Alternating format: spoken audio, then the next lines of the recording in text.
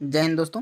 हम लोग CTET exam 2022 के लिए मैथ्स के क्वेश्चनों की प्रैक्टिस कर रहे हैं। तो यहाँ पर हम सीटेट के जो प्रीवियस ईयर एग्जाम में मैथ्स के क्वेश्चन आए थे उनको देखने वाले हैं। तो आइए देखते हैं। यहाँ पर क्वेश्चन दे रखा है, यदि x की पावर 4 प्लस 1/x की power 4 equals to 322, x is not equals to 0, तो x माइनस 1/x का मान क्या होगा। दोस्तों ये क्वेश्चन सीटेट के 2021 के सेकंड पेपर में आया था।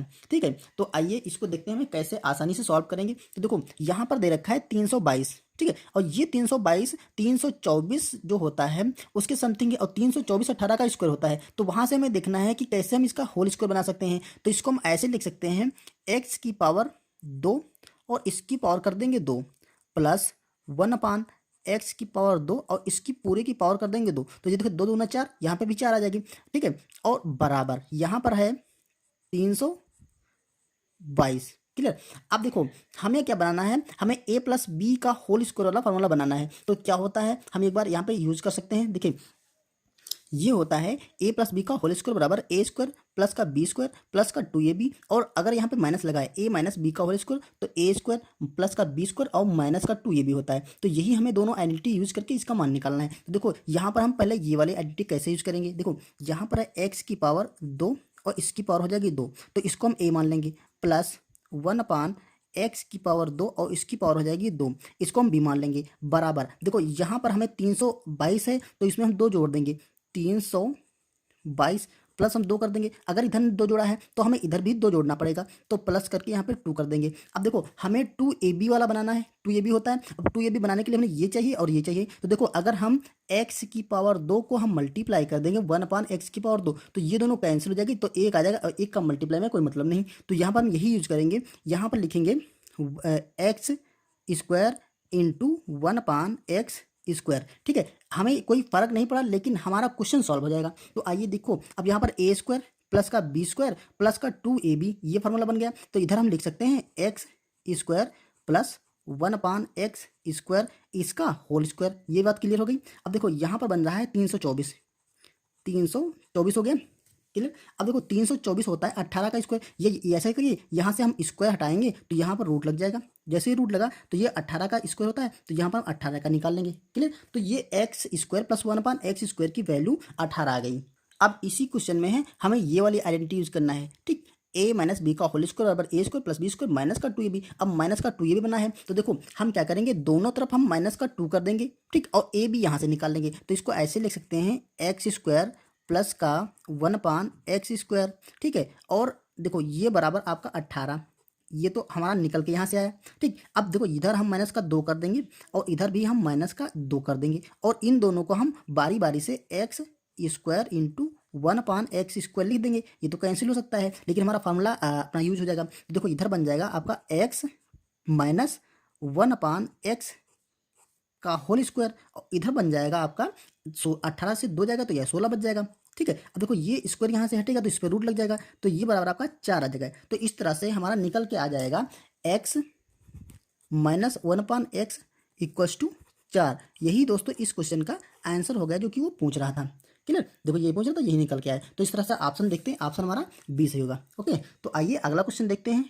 अगला क्वेश्चन ये है, दो संख्याएं 3 और 5 के अनुपात में हैं, यदि प्रत्येक में 12 जोड़ा जाए तो 5 अनुपात, तो ये अनुपात 5:7 हो जाता है। दोनों संख्याओं का योग क्या होगा। अब देखो क्या कह रहा है, दो संख्याओं का अनुपात 3 और 5 के अनुपात में है। तो देखो हम जब कभी भी अनुपात दे रखा होता है तो देखिए अगर एक संख्या हम a मान लेंगे, दूसरी संख्या हम b मान लेंगे, तो इनका जो अनुपात है, तो अनुपात को सदैव हम एक कांस्टेंट नंबर मान करके एक संख्या बना सकते हैं। तो ये 3x हो जाएगी, और ये देखिए 3x और b बराबर हम 5x मान सकते हैं, क्योंकि 3 और 5 के अनुपात में था। अब कह रहा है प्रत्येक में अगर 12 जोड़ा जाए, तो हम प्रत्येक मतलब दोनों में 12 जोड़ा है, तो इसमें भी हमने 12 जोड़ दिया। ठीक है, और इसमें भी हमने 12 जोड़ दिया। अब कह रहा है जो ये अनुपात बनता, अब इन लोगों का जो अनुपात बना वो 5 और 7 का अनुपात बना। तो दोस्तों किसी भी संख्याओं का अगर तो हम अनुपात निकालना होता तो क्या करते हैं, हम उसको बटे से ही करते हैं। तो a/b या 3x प्लस 12 5x प्लस 12, और ये अनुपात जो बना वो 5 और 7 का अनुपात बन गया। ये बात अगर क्लियर हो गई तो अब आप बस हमें क्या करना है, इनको क्रॉस मल्टीप्लाई करके हमें x की वैल्यू निकाल लेनी है। जैसे x की वैल्यू निकालनी हमें संख्या मिल जाएंगे, जैसे संख्या मिलेंगी उनका योग कर देंगे। तो देखो अगर हम क्रॉस मल्टीप्लाई करेंगे तो कैसे करना है, हमें क्या करना है, इस 7 से हमें इस पूरे ब्रैकेट को मल्टीप्लाई करना है और इस 5 से हमें इस नीचे वाले जो हर में दे रखा है उसे मल्टीप्लाई करना है। तो हम 7 से पहले करते हैं, तो 7 × 21। अब देखिए अगर आप इसको पूरा मल्टीप्लाई करके सॉल्व करेंगे तब भी हो जाएगा, लेकिन इसके लिए आपको शॉर्टकट तरीका हम ये बता रहे हैं। देखो 7 से इसे मल्टीप्लाई कर दिए और 5 से इसे मल्टीप्लाई कर दिए और उनका अंतर निकाल दीजिए। तो 7 देखो 7 × 21 हो जाएगा, तो यहाँ पर 21x माइनस 5 × 5 = 25। यहाँ पर दोस्तों अंतर लगता है, ठीक है, तो माइनस भी कर सकते हो, अंतर कर सकते हैं। तो 5 × 5 = 25, तो ये पर हो जाएगा आपका 25x, ठीक है, ये अंतर हो गया। आप क्या करेंगे, बराबर इन दोनों को मल्टीप्लाई करके इन दोनों को मल्टीप्लाई करके अंतर निकालेंगे। देखो 62 84, तो ये हो जाएगा आपका 84 और इनका अंतर हो जाएगा 12 × 5 = 60, ठीक। अब बड़ी संख्या से छोटी संख्या घटा लेंगे, तो ये देखो 25x बड़ा है तो 25x से हम 21x निकालेंगे, तो ये बच जाएगा आपका 4x। बराबर यहाँ पर क्या करेंगे, 84 से 60 घटा देंगे, ठीक है, तो ये आपका 4 बचेगा और 2 24 बचेगा। तो यहाँ से हम x की वैल्यू निकाल सकते हैं, 4 से काटेंगे 4 6 24, तो x बराबर आपका 6 आ गया। अब ये जो कांस्टेंट हमने लगाया था वो तो 6 निकल आ गया। अब हमें a क्या माना था, देखो a की वैल्यू हमने मानी थी 3 था, 3 अनुपात में था, तो ये हमने 3x माना था, ठीक है, तो ये बराबर हो जाएगा 3 × x का निकला है आपका 6, तो ये हो जाएगा 6 × 3 = 18। और b क्या माना था 5x, क्योंकि 5 अनुपात में था, तो ये 5x बराबर 5 × 6 पंचे, ये हो जाएगा आपका 30। अब इनका हमें योग निकाला, कह रहा था उन संख्याओं का योग क्या है, तो इनको हम जोड़ देते हैं। तो देखो ये हो गया आपका 8 और ये होगा 3 × 1 = 4, तो योग क्या हो गया, अगर a + b लिख सकते हैं, a + b बराबर 48, तो यही इस क्वेश्चन का आंसर हो जाएगा। तो देखिए 48 का ऑप्शन कौन सा, सी दे रखा है, तो हम सी को टिक कर लेंगे। ओके फ्रेंड्स, दोस्तों अगर आपको हमारे पुराने वीडियो देखना है तो आपको लिंक डिस्क्रिप्शन बॉक्स में मिल जाएगा, आप वहाँ से देख सकते हैं। अगर वीडियो पसंद आ रहा तो इसे लाइक कर दीजिए और चैनल पर नहीं तो सब्सक्राइब कर लीजिएगा। चलिए अगला क्वेश्चन देखते हैं।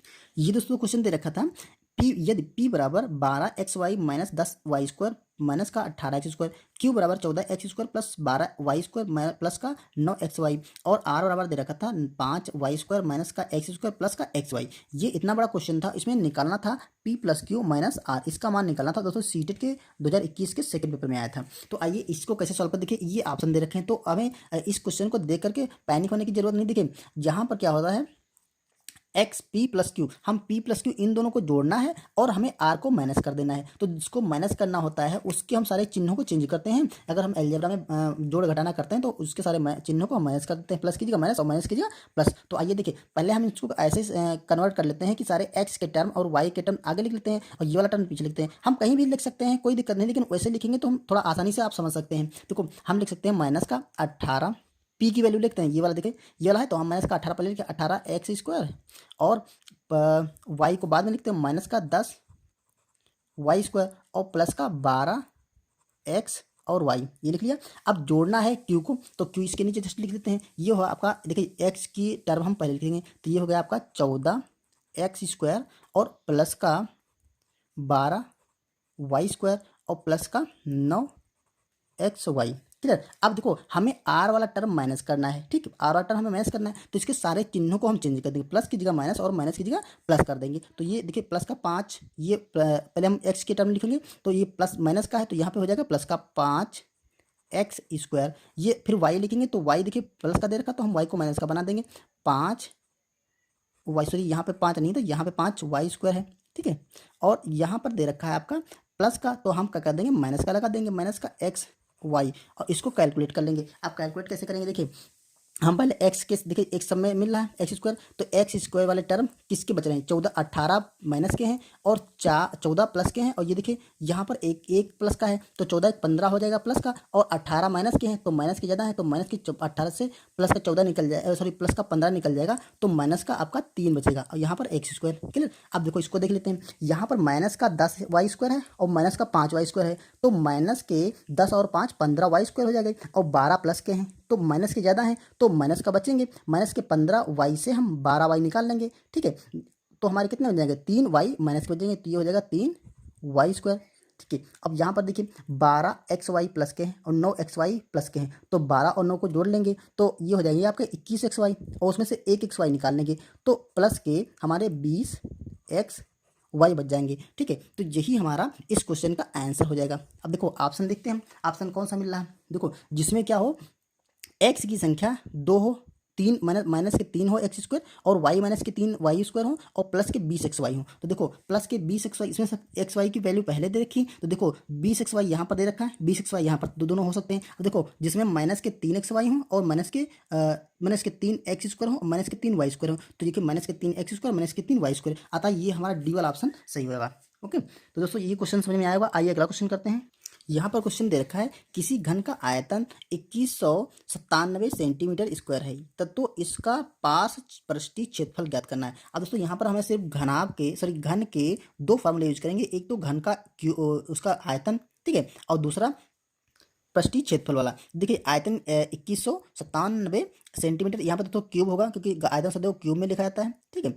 अब आइए देखते हैं, तो आयतन क्या होता है, जो घन होता है उसका जो आयतन का वॉल्यूम वो होता है L की घात 3, जहाँ पर L उसकी क्या होती है, लंबाई या उसकी भुजा होती है। तो L की घात 3 दे रखा है 21 और 97, ठीक। तो हमें यहाँ से L की वैल्यू निकाल सकते हैं, तो हम क्या करेंगे 21 और 97 के लिए पहले फैक्टर करेंगे। इसको दोस्तों हम 13 से कट कर सकते हैं और किसी संख्या से कटेगा नहीं, तो 13 से काटेंगे। देखिए 13 एकम 13 और यहाँ पर 8 बचेगा, 89 होगा, तो 13 छंग 78 लगाएंगे, ठीक है। फिर आपका 11 बच जाएगा तो 117 होगा, 13 9 117, ठीक है। तो अब फिर से 13 काटेंगे, तो 13 से 13 का 169, 13 का स्क्वायर होता है तो 13 बार जाएगा, फिर 13 कटेंगे तो 1 बार आ जाएगा, तो ये हो जाएगा आपका 13 का क्यूब, ठीक है। यहाँ पर L का क्यूब 13 का क्यूब, तो ये तीनों कैंसिल हो गई, तो यहाँ से L की वैल्यू आ गई आपकी 13। जैसे ही L का मान 13 निकला, तो जो पृष्ठीय क्षेत्रफल होता है, देखिए वॉल्यूम तो हो गया ये, और जो पृष्ठीय क्षेत्रफल होता है तो उसको हम S से लिखते हैं, सरफेस एरिया, वो होता है आपका 6L स्क्वायर, ठीक। ये हमारा फार्मूला होता है 6 और उसकी भुजा का स्क्वायर पृष्ठीय क्षेत्रफल। तो ये देखिए 6 से और भुजा इसकी 13 निकली है, तो 13 का स्क्वायर करेंगे, तो आप देख लीजिए हमने 13 का ये यहाँ पर 13 को काटा था, तो आप चाहे तो इसको देखो ऐसे भी कर सकते हैं 13 गुणे 13। अब इसको कैलकुलेट कर लेंगे, तो देखो इसको हम ऐसे कर सकते हैं 13 का स्क्वायर हो जाएगा, तो ये 6 गुणे 169 ये होगा।